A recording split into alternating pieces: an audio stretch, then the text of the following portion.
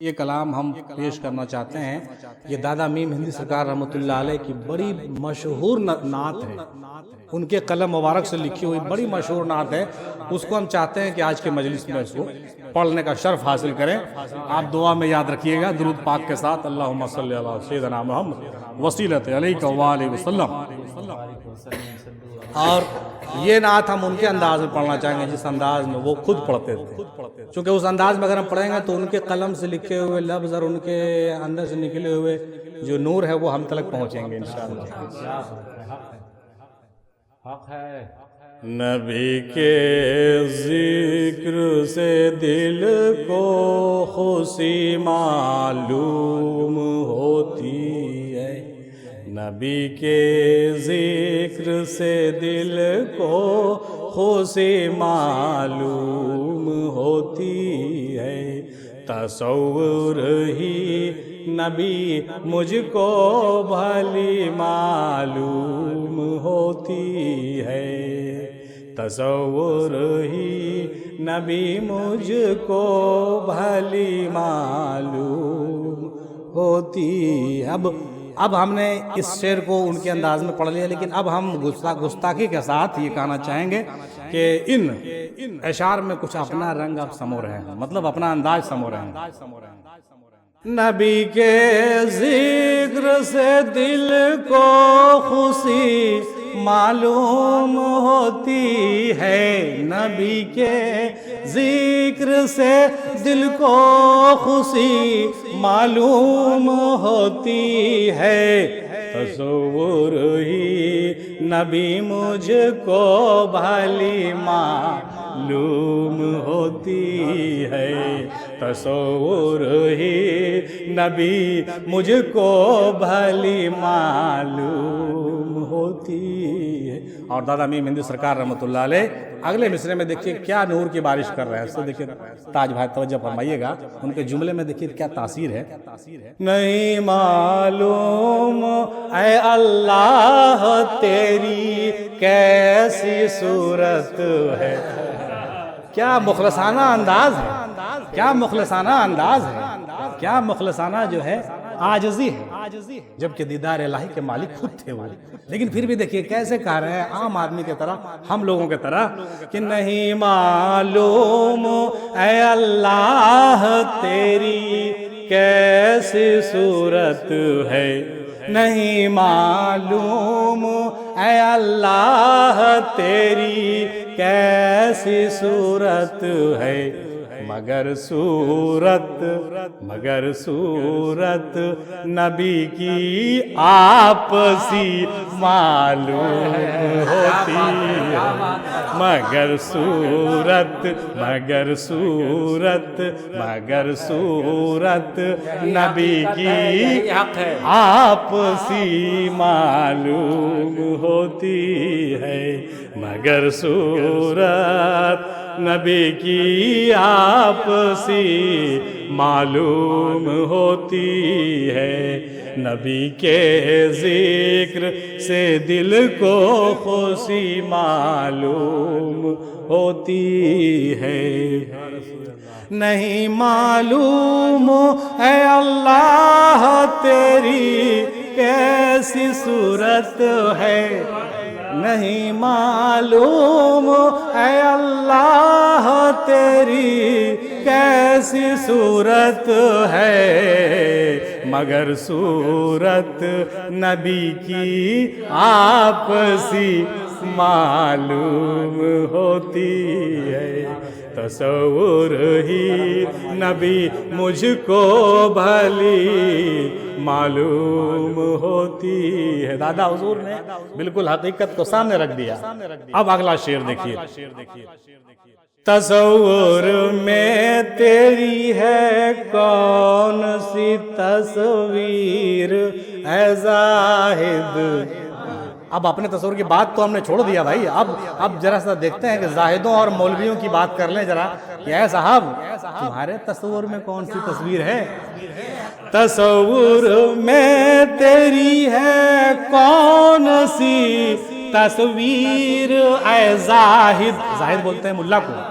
تصور میں تیری ہے کون سی تصویر اے زاہد، ارے مجھے تیرے تصور پر ہنسی معلوم ہوتی ہے، مجھے تیرے تصور پر ہنسی معلوم ہوتی ہے۔ اے زاہد تیرے تصور میں کون سی تصویر ہے خدا کی، ذرا بتا تو دے۔ ارے افسوس، جیسی تصویر لے کے تو من میں گھوم رہا ہے کہ پتہ نہیں خدا کیسا ہوگا، اس تصور پہ مجھے ہنسی آ رہی ہے۔ تصور میں تیری ہے کون سی تصویر اے زاہد، مجھے تیرے تصور پر ہنسی معلوم ہوتی ہے، نبی کے ذکر سے دل کو خوشی معلوم ہوتی۔ اور یہ شعر دیکھیے گا تاج صاحب، بڑے ہی اچھے مطلب کہیے کہ معرفت بیان کیا گیا اس میں۔ منور اس نے کر دی خاک کو نور محمد سے، اللہ تبارک تعالیٰ نے اس خاک کے مٹی کو نور محمد سے منور کر دی۔ دادا میر مہندی فرماتے ہیں کہ منور اس نے کر دی خاک کو نور محمد سے، منور اس نے کر دی خاک کو نور محمد سے، ہمیں آدم میں اس کی روشنی معلوم ہوتی ہے، ہمیں آدم میں اس کی روشنی معلوم ہوتی ہے، ہمیں آدم۔ دادا حضور اشارہ کر رہے ہیں کہ منور کر دیا اس خاک کے پتلے کو نور محمد سے اس نے، لیکن سنو اسی خاک میں وہ روشنی ہم کو پتہ چل رہا ہے۔ منور اس نے کر دی خاک کو نور محمد سے، صلی اللہ علیہ وسلم وآلہ وسلم، ہمیں آدم میں اس کی روشنی معلوم ہوتی۔ اور اگلا شعر بڑا ہی مزے کا شعر، میں نے کہا کہ جب دیکھیے جن کے کلام ہے ان کے کلام کو پڑھا جاتا ہے تو ان کی جو نور ہے ان کے قلم مبارک کا، ان کے لفظوں کا نور ہم لوگوں کو تو ملے گا نا، ظاہر سی بات ہے۔ یہ شعر بھی بڑا پتے کا ہے، اس کو میں جب پڑھتا ہوں تو میرے تو کہیے کہ میرے پیروں تلے زمین نکل جاتی ہے۔ یہ شعر جو بھی آپ کے سامنے آ رہا ہے، شوکت بھائی جناب توجہ فرمائیے گا۔ بنایا جوڑا آدم سے ہی آدم کے لیے اس نے، آپ کو خاص طور سے یہ آپ کو پیش کر رہے ہیں۔ بنایا جوڑا آدم سے ہی آدم کے لیے اس نے، ہوا کی طرف اشارہ ہے۔ بنایا جوڑا آدم سے ہی آدم کے لیے اس نے، مگر ہوا تو ایک رمز خفی معلوم ہوتی ہے، مگر ہوا تو ایک رمز خفی، رمز خفی مانے چھپا ہوا بھید، مگر ہوا تو ایک رمز خفی معلوم ہوتی ہے۔ یہ ہوا اور ہوا کی بیٹی کو کوئی کھیل تماشا مت سمجھیے گا، کوئی کھیل تماشا مت سمجھیے گا۔ اس شعر کو دیکھیے دادا میر مہندی کا اشارہ کو کہ بنایا جوڑا آدم سے ہی آدم کے لیے اس نے، مگر ہوا تو ایک رمز خفی معلوم ہوتی ہے۔ ایک ایڈیٹنگ میں نے دیکھا، جس وقت حضرت سرکار میر مہندی رحمۃ اللہ علیہ اس کلام کو لکھ رہے تھے، اس وقت میں پیدا ہو چکا تھا اور میں دیکھتا تھا کہ کچھ کٹنگ وٹنگ کر دیتے تھے کبھی کبھی وہ اپنے لکھنے میں، چنانچہ میں نے شعر میں ایک لفظ کو کٹنگ دیکھا، وہ کٹنگ میں سنا دیتا ہوں، حالانکہ وہ نہیں ہے لیکن میں کر دیتا ہوں۔ بنایا جوڑا آدم سے ہی آدم کے لیے اس نے، مگر ہوا تو جنت کی کلی معلوم ہوتی ہے، مگر ہوا تو جنت کی کلی معلوم ہوتی۔ پہلے دادا حضور اسی کو رکھنا چاہ رہے تھے، لیکن بعد میں انہوں نے کہا کہ جنت کی کلی کو کنارے کرو، رمز خفی رکھتے ہیں، مگر ہوا تو ایک رمز خفی معلوم ہوتی۔ اور ایک شعر اور سن لیجیے ان کا، کیا پیدا خدا نے سارے خلقت سارے عالم کو، کیا پیدا۔ اور حیرت کی بات یہ ہے مومن بھائی کہ ان سارے گہرے اشعار کو دادا حضور کوڑھیتا کے سرزمین میں ایک چھوٹے سے گھر میں 5 لوگوں کی مجلس میں، وہ بھی کم پڑھے لکھے لوگوں کی مجلس میں بیٹھ کے گنگنایا کرتے تھے۔ یہ دیکھیے عاجزی، دیکھیے یہ فخر، دیکھیے اور یہ کیا کہتے ہیں اس کو کہ مطلب اس طرح سے بالکل گمنامی دیکھیے۔ اب وہ سب شعر جب آتا ہے سامنے تو ہم لوگ جب اسٹڈی کرتے ہیں B A M A P H D کر کے تو پیروں تلے زمین کھسک جاتی، اور سناتے تھے کہاں آپ بیٹھ کر کے، مٹی کے گھر کے آنگن میں، ٹیوب لائٹ بھی نہیں تھا اس وقت، لالٹن اور وہ جو چلتا تھا وہ گیس بتی وغیرہ، پیٹرومیکس کے سامنے بیٹھ کر کے آنگن میں گنگناتے میں نے دیکھا دادا حضور کو۔ بہرحال کیا پیدا خدا نے ساری خلقت سارے عالم کو، مگر تخلیق آدم آخری معلوم ہوتی ہے، مگر تخلیق آدم آخری معلوم ہوتی ہے۔ بھائی بنایا تو سب کو، لیکن آدم کی تخلیق سب سے آخر میں ہے، ساری دنیا مانتی ہے اس بات کو۔ اب آگے جو شعر آ رہا ہے نا وہ ذرا ذہن پر زور ڈالنے والا ہے اور دماغ کو ہلانے والا ہے۔ شوکت بھائی توجہ، جسیم صاحب کوارڈینیٹر صاحب توجہ فرمائیں گے۔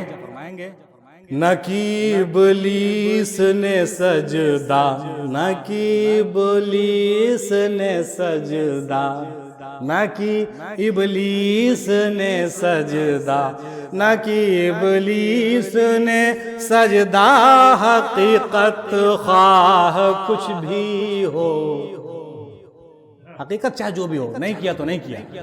نہ کی ابلیس نے سجدہ، حقیقت خواہ کچھ بھی ہو، مجھے ابلیس میں بھی کچھ چھپی معلوم ہوتی ہے، مجھے ابلیس میں بھی کچھ چھپی معلوم ہوتی ہے۔ وہی بات جو آپ کہہ رہے تھے سامنے آ گیا دادا میمندی کی جانب سے، نہ کہ ابلیس نے سجدہ، حقیقت خواہ کچھ بھی ہو، ارے مجھے ابلیس میں بھی کچھ چھپی معلوم ہوتی ہے، نبی کے ذکر سے دل کو خوشی معلوم ہوتی ہے۔ اور آخر میں دیکھیے ان کا دادا حضور کے تخلص کا شعر بھی بڑا ہی نرالا،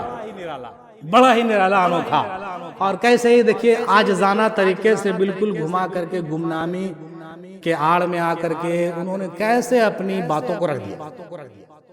بہت سے نعت گو ہیں، نعت لکھتے ہیں سناتے ہیں، اور اس کلام کی خوبصورتی یہ ہے محترم، میں سناتے چلوں کہ یہ کلام جب انہوں نے لکھا تو اسی بزم میں اسی وقت لکھا ہے۔ دیکھیں شاعری بھی ایک بہت بڑی چیز ہے، اسی مجلس میں اسی انداز میں کوئی دوسرا شاعر کلام پڑھ رہا تھا، کہا اچھا ٹھیک ہے، میں اسی پیرائے پر بالکل برابر وزن کا برابر زمین پر ترت قلم اٹھایا آپ نے، اسی مجلس میں اسی محفل میلاد کے مجلس میں اپنا کلام لکھا اور ترت پڑھ دیا، اسی قافیہ ردیف میں، بالکل اسی زمین پر، شاعری کے اس زمین پر۔